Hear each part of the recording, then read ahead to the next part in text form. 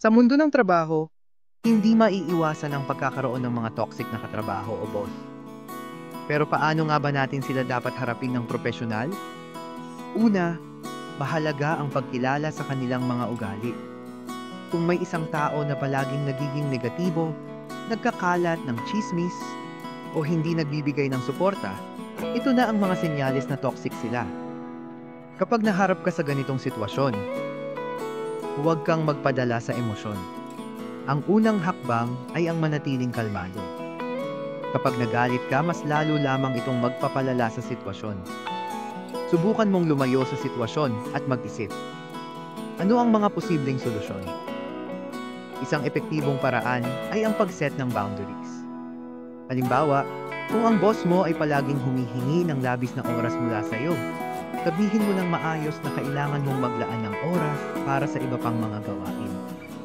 Minsan, ang simpleng pagsasabi ng hindi ko po kaya ang lahat ng ito sa ngayon ay makakatulong upang maipakita ang iyong limitasyon.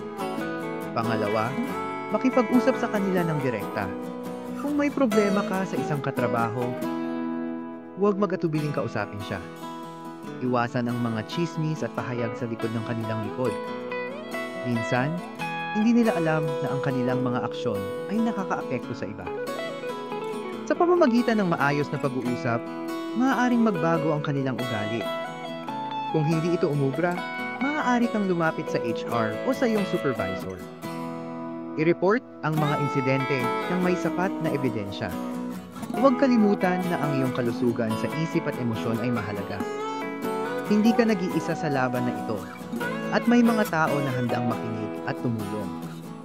Minsan, ang mga toxic na tao ay nagiging sanhi ng stress at anxiety. Kaya naman, mahalaga ring alagaan ang iyong sarili. Maglaan ng oras para sa mga bagay na nagpapasaya sa iyo. Mag-exercise, magbasa ng libro, o makipagkita sa mga kaibigan. Ang mga ito ay makakatulong upang maibsan ang stress na dulot ng toxic environment.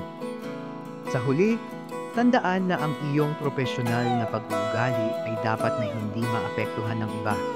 Maging halimbawa sa iyong mga katrabaho. Sa halip na makipag-away, ipakita ang iyong kakayahan na maging positibo at profesional. Ang iyong magandang asal ay maaaring maging inspirasyon sa iba na baguhin ang kanilang ugali.